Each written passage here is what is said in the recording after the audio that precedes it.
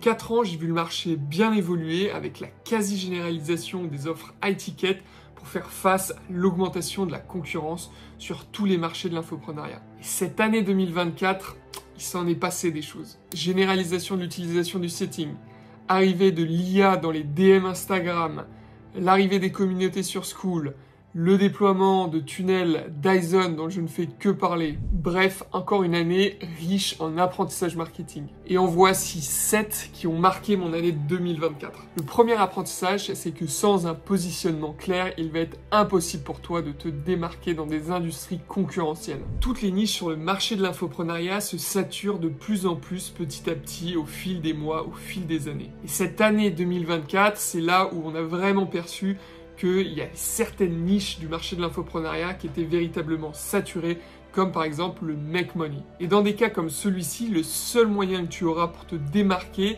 ça va être de te positionner dans des sous-niches de ton industrie et de sélectionner des personas bien précis que tu vas aller cibler. Alors pour 2025, par exemple, si tu es dans la perte de poids, ça va être fini les femmes de plus de 40 ans en surpoids. Maintenant, il va falloir devenir chirurgical sur ton targeting, sur ton ciblage de ton avatar client. Et on va venir beaucoup plus travailler les émotions de notre prospect et ça va nous servir aussi dans notre ciblage. Le deuxième apprentissage, c'est que reprendre la promesse de ton concurrent ne te permettra pas de récupérer ses clients ou ses prospects. C'est une grosse erreur de débutant que je vois beaucoup trop, qui pouvait fonctionner il y a quelques années quand les marchés n'étaient pas saturés et donc qu'on avait le bénéfice du nouvel entrant. Mais aujourd'hui, dans des industries aussi saturées, c'est la plus grosse erreur que tu peux faire quand tu débutes et quand tu lances ton infoproduit. Et je vais t'illustrer ça par une question toute simple. Quel serait l'intérêt de ton prospect d'aller vers toi plutôt que de rester chez ton concurrent qui, lui, a des témoignages, a eu des résultats clients, a une audience et une notoriété beaucoup plus grosse que la tienne? Qu'est-ce qui ferait que sur une même promesse, un prospect aille vers toi plutôt que vers cette personne qui a un historique beaucoup plus gros? Ce serait beaucoup plus risqué d'investir chez toi plutôt que d'aller chez la concurrence qui, elle, a déjà apporté du résultat. Alors il faut que tu trouves ta différenciation, ton mécanisme unique. Il faut que tu fasses ressentir justement au marché que ton approche est différente et qu'elle est différente non pas par justement la qualité de ton accompagnement, mais par le mécanisme que tu vas utiliser dans ton accompagnement et par la catégorie de personnes que tu vas adresser. Le troisième apprentissage que j'ai eu cette année, c'est que tu peux très bien passer la barre des 300 000 € par mois avec une grosse communauté en organique, mais si tu veux stabiliser ce chiffre d'affaires sur le long terme et continuer à croître, tu seras obligé d'aller chercher du trafic froid avec la publicité. Et ici, je fais lien avec une vidéo que j'ai faite où j'ai analysé le système d'acquisition d'Antoine Blanco et on y voit qu'il a eu une courbe de croissance assez folle sur les premiers mois en organique, mais que maintenant il pâtit, on va dire, de la faiblesse de sa stratégie publicitaire parce qu'il n'arrive pas à stabiliser un chiffre d'affaires au-dessus justement des 300 000 € par mois, alors qu'il a déjà dépassé les 400-500 000 € de chiffre d'affaires signé, il me semble, aux alentours de mai-juin. Et là, depuis la fin d'année, c'est très difficile pour lui parce que justement, il n'arrive pas à aller chercher de nouvelles personnes en trafic froid via la publicité. Et c'est pas un cas unique puisque ça a entraîné du coup une analyse de beaucoup de références du marché en organique qui ont des audiences très grosses, des communautés qui font par exemple des challenges comme Margot Cunigo, etc.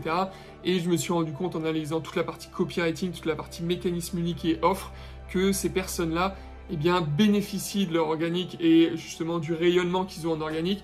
Mais dès qu'on s'adresse à des personnes qui ne les connaissent pas, là, toute l'acquisition devient beaucoup plus difficile. Et donc ça va être ça la grosse différence qui va faire que un infopreneur, un entrepreneur va réussir à s'ancrer sur le long terme, c'est à essayer de passer au-delà de sa communauté. La communauté, c'est très bien pour lancer la machine, pour atteindre directement des gros chiffres, mais ensuite si tu veux maintenir ces gros chiffres, tu es obligé d'aller chercher du trafic froid et d'utiliser la publicité. Et pour utiliser la publicité et avoir des résultats, on est obligé de travailler tous les aspects de notre acquisition, que ce soit le copywriting, que ce soit la stratégie de testing publicitaire, que ce soit la stratégie de testing sur le tunnel de vente et tout ce qui va être lié au nurturing et à l'éducation qui va faciliter ensuite le closing. Et malheureusement, la plupart de ces personnes-là ont des grosses lacunes sur tout ce qui est promesses, des promesses qui sont trop basiques, du copywriting, donc lié à un manque de positionnement, un manque de sélection de notre avatar, donc un manque de nichage sur un marché qui se sature de plus en plus. Tout ce qui va être lié aux stratégies publicitaires, il manque de stratégies de testing, d'utilisation de créa statique justement pour aller chercher comment s'adresser à notre prospect et le faire remonter sur de l'ads vidéo. Donc bref, je ne vais pas tout vous lister, mais c'est des vrais passoires sur du trafic froid. Et c'est très difficile pour eux de s'en rendre compte parce qu'ils ont jusqu'à présent bossé sur de l'organique. Et sur l'organique, tout est beaucoup plus facile. Pourquoi? Parce que ce sont des personnes qui nous regardent depuis des mois, depuis des semaines. Et donc la brique de confiance est déjà créée. Et ce sont des personnes qui ont déjà envie de nous rejoindre, mais qui ne savent pas quand. Et donc dès qu'on les a au téléphone, forcément, c'est plus facile. Mais l'organique, effectivement, c'est bien, mais ça dure un temps et surtout, ça n'a pas la profondeur et la stabilité que l'on peut avoir si on arrive à stabiliser notre système sur du trafic froid. Et la conséquence que ça aura justement sur l'activité de cet infopreneur, c'est qu'il va faire un mois où il va péter les scores, un deuxième mois où il va péter les scores, et ensuite ça va être la descente aux enfers parce qu'il aura écumé tout son organique et donc il n'arrivera pas à aller revendre l'offre à ce même type de personnes. Donc soit il faut qu'il fasse une autre offre, qui est la suite en fait de cette première offre, soit il faut qu'il fasse beaucoup d'organique, beaucoup de contenu top of funnel pour essayer de recruter du monde dans sa communauté.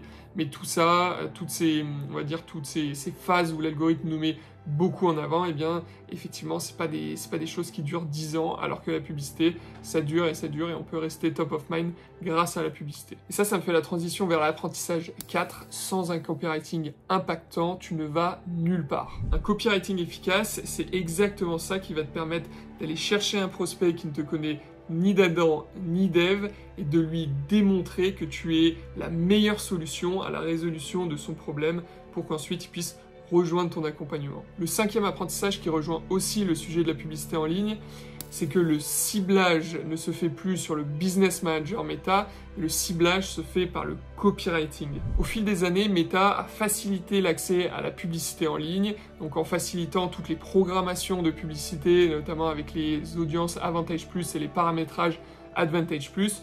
Pourquoi? Parce que lui, ça lui permet d'avoir plus d'annonceurs et donc de faire plus d'argent. Et donc en fait aujourd'hui, n'importe qui peut se lancer sur la publicité. Donc la barrière à l'entrée est baissée, la concurrence augmente. Et donc la seule manière que tu as d'aller chercher de la performance, ce n'est plus en testant différents ciblages par intérêt, etc.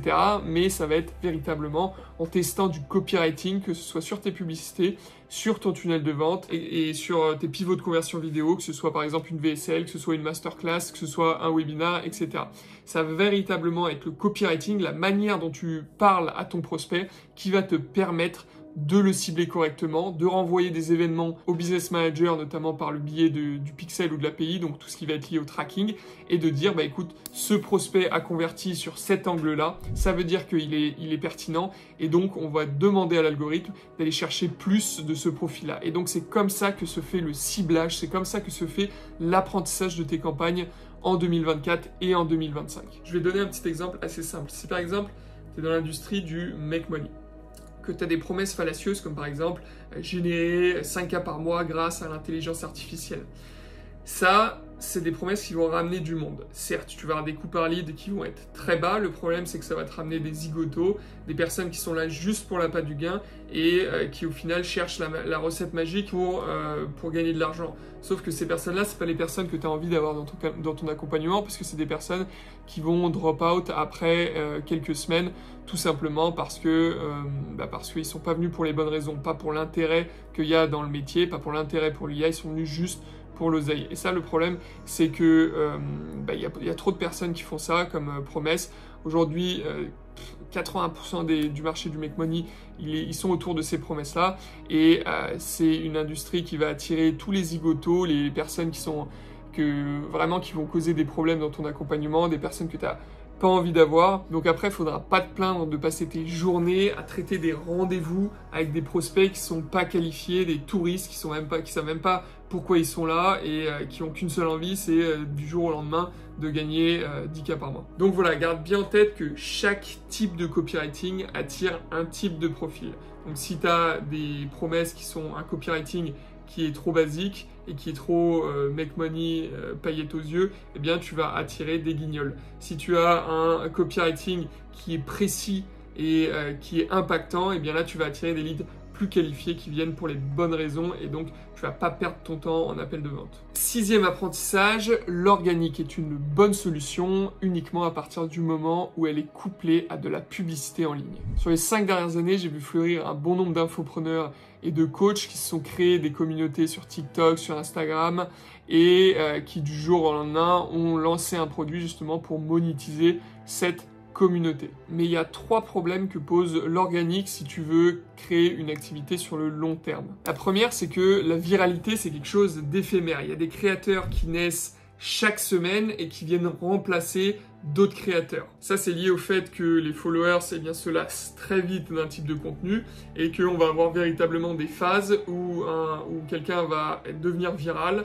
Ensuite, il va être à son apogée et ensuite, il va passer aux oubliettes parce qu'il y aura plein d'autres créateurs de contenu, plein d'autres coachs en ligne, etc. qui seront beaucoup plus dans la trend et l'algorithme ne peut pas pousser tout le monde en même temps parce qu'il y a beaucoup trop de vidéos qui sont poussées et le nombre d'utilisateurs n'augmente plus. Donc, ce qu'il faut que tu gardes en tête si tu fais de l'organique, c'est que tu vas être unique qu'un temps et que ton profil va être remplaçable par celui d'un autre créateur. La deuxième limite, c'est que le chiffre d'affaires généré en organique, c'est les montagnes russes. Ça monte, ça descend et c'est impossible de prévoir une quelconque croissance et d'organiser tes équipes, d'organiser ta structure en fonction. C'est d'ailleurs pour ça que la plupart des infopreneurs que j'ai reçus qui faisaient que de l'organique et qui souhaitaient découvrir la publicité avaient des organisations totalement anarchiques et qui n'étaient pas prêts à la croissance parce qu'ils ont eu l'habitude d'avoir cette instabilité qui ne leur permet pas de se projeter, qui ne leur permet pas de recruter justement des personnes pour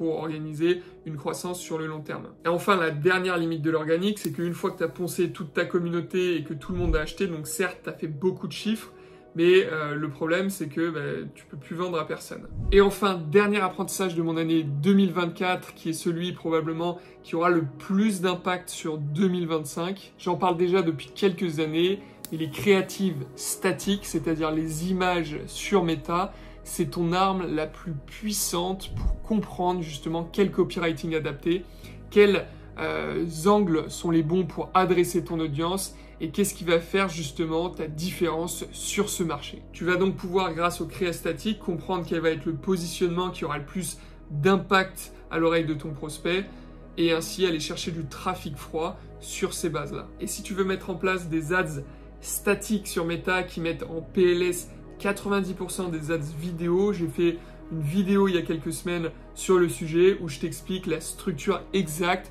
que j'ai utilisée pour créer des publicités statiques, notamment 2 qui ont permis de générer plus de 600 000 € de chiffre d'affaires en 7 mois. Je te mettrai le lien de cette vidéo en description si ça t'intéresse. En parlant de publicité, si vous avez un business à ticket et que vous dépensez plus de 2000 € en publicité en ligne chaque mois, eh bien sachez que vous avez la possibilité de faire auditer votre système d'acquisition en cliquant et en prenant rendez-vous avec moi sur le lien en description. Je prendrai le temps de vous expliquer justement qu'est-ce que vous pouvez améliorer et sachez aussi que nous, on accompagne des infopreneurs, des agences, des coachs justement à scaler par la publicité et notamment par la publicité statique pour faire remonter ensuite les angles winners sur différents formats, notamment du format vidéo, et c'est ça qui nous permet d'avoir de véritables bons résultats stables sur la durée et surtout d'aller travailler votre copywriting sur le long terme pour s'adresser à du trafic froid.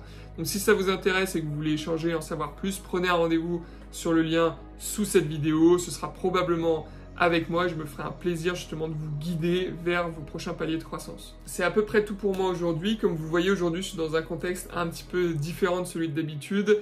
On est le 24 décembre, je me suis fait annuler mon vol hier pour partir au Sri Lanka. Et donc, je suis dans une chambre d'hôtel à Roissy en attendant justement d'avoir mon prochain vol. C'était Joachim Léo de Lead Club et je vous dis à très vite. Ciao, ciao.